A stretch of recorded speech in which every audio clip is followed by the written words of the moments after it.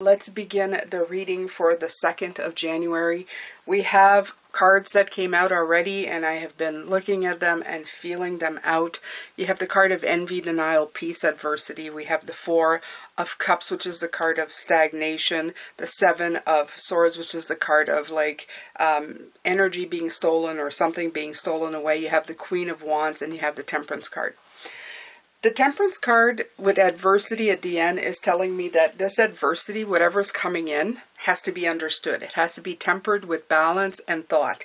And this is what I'm going to bring to you between the fire and the peace of the fire that's coming in with these beginning cards. Okay?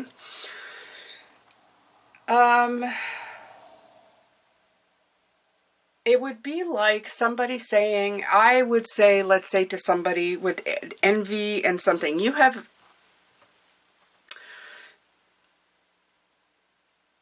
a way of saying things, right? I say, oh, there needs to be more freedom in the world, right? I'm looking at the big picture of things. I would say, there needs to be more freedom in the world. In other words, the social stuff that we're stuck into, like working for money to survive, I think that's all like really ancient and doesn't have any place in this world. But I'm talking about something that's being affected by this, okay? Like it could be when parents don't have enough time to raise their children or be at home because they have to work, because they have to live, you know, all of that stuff. It's kind of one affects the other. And by saying, I think the world needs more freedom, somebody goes, no, I don't think we need more freedom. I think we need more rights. Okay? And while I'm getting my freedom, while I am building my world based on not the world that they want me to live into, but the one that I want to create, these other people are saying, no, you're wrong. We don't need more freedom. We need more rights. There's envy. Do you understand? And I'm only giving an example. This isn't what actually, although I do believe what I just said. So the card of thinking is just telling you, I'm the same as everybody, but different challenges. In other words, I'm at a whole different level than they are. They're still trying to get through the surface stuff. Well, I've already gone to the core effect of why everything is being affected, right? A big part of the problem of the world today is that we have no freedom. We think we are free. We are not. We are not. Go out there and try to live without money. You're going to see just how not free we are. That is a core truth. It's a perceived reality we put in place, and we are not dismantling. We keep living in this kind of thing. Okay. Yes. Buying into something, it helps, you know, the environment and all of that. But the core thing about it is that contributing to the well-being of your environment and the people around you is very different than the social structure that is currently in place, where you don't get paid enough to live. So it doesn't match, the wages don't match the living expenses. That's the biggest thing. So I am saying that here, while somebody is going, I want more benefits. It's a very small point. And sometimes you will do something in your life, you will make a statement, you will believe in something, and then somebody will turn around and say, I won't call it freedom, just to put it back in your face when you just said that. It would be like somebody standing beside you and going, I'm not going to deal with that. Instead, I believe it's that. And the person who's talking about freedom, which would be me, could stand there and go, well, did they just call me wrong? And you're thinking to yourself, well, did I just insult them? And you're taking adversity right here of their statement as like something that needs to be fixed, right?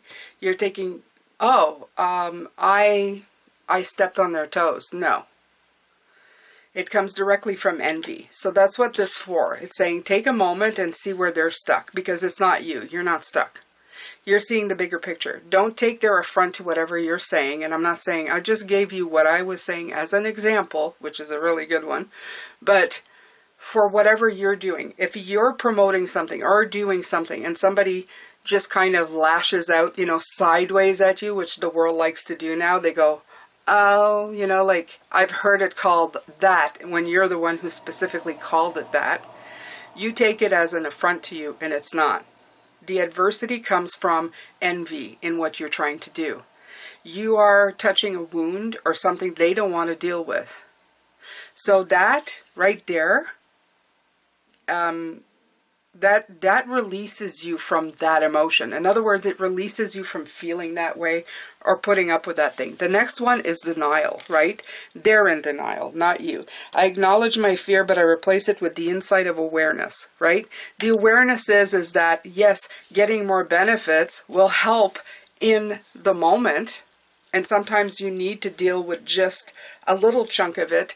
But if you never deal with a bigger issue, which is this is the denial right here. This is the protecting yourself from the bad stuff or the stuff that needs to be dealt with in fear of getting stolen from. You're never going to find the peace that you're looking for. So in peace lies the fire that you're bringing to the table, okay? And it comes in the form of adversity, but that's what's going to bring temperance. So that's what I was trying to say in all of that. I know I went through a very long road to explain all of this, but this is exactly what this year is going to be. This is a bigger message for this week. This is telling you, look, whatever you're trying to put out there, if you're trying to make this world a better place, you're going to have people telling you right in your face that you're wrong because they see this big while you're seeing this big. And that's the problem, okay? The problem is that they're going to be envious at either what you're striving to accomplish. They're going to be in denial of what really is happening, okay, because they don't want to see it. And you've got to be at peace with yourself. And this is about awareness. It's not about going after these people. What I would say more specifically, it's not going after yourself for putting the message out there the way you're putting it out. If your message is good, if your message is strong, let it be strong. You don't need to defend yourself. You just keep putting your message out there. You keep saying, this is the big picture I see. Let them have their picture this big. You keep putting your picture this big out there because that's what you need to concentrate on. You can't be fighting all the little mosquitoes that are, you know, buzzing in your field. Build yourself a mosquito net and let them be on the outside of you. You don't need them to buzz or touch anything that is in your direct field of light because your field of light is trying to bring something to light. Okay, and it may be just too big for them to chew on. They may be dealing with their own scars, their own issues, their own way of going, no, I really don't want this. So, absolutely. All right, so do I take some more cards? Why not? Let's do this. Let's do this. I know I'm coming with big messages. I do realize that there's been some big messages in the last couple of months, but we're heading into a very big time. And the one thing that needs to be done is no more hiding what's happening. No more putting a cover on things and going, oh, this is what it is when it's a much bigger issue, right? We need to start from scratch. That's right there. We need to start from scratch. You need to go right to the bottom of the barrel, whatever the issue is, and find the beginning. The blank slate. The first thing. Right. Don't get caught in a spiral of crap, because this is a spiral card, but don't get caught in the spiral of crap. Get caught in a spiral that's going to actually uplift the planet. We need to uplift the world around us. We don't need to live in more denial. Denial is just, it's a boundary that nobody needs. And sometimes living in denial is easier than dealing with what is, but it doesn't actually serve a purpose in the end. It's a way of playing it safe without getting your hands dirty. And sometimes I think we're past that part. I think we're past the part of just feeling like, oh, we just need to always keep our hands clean all the time. I need to keep my hands clean. I don't want to do anything that's going to rock the boat, right? So we have symmetry. All right, let's see here. So, symmetry from a technical perspective means that the included elements are equal and face each other around a defined axis. Symmetry as a larger concept is more about balance of how something looks and feels than a perfectly mirrored image in all direction. When something is symmetrical, the viewer gets a sense of satisfaction or pleasure from the configuration. Right.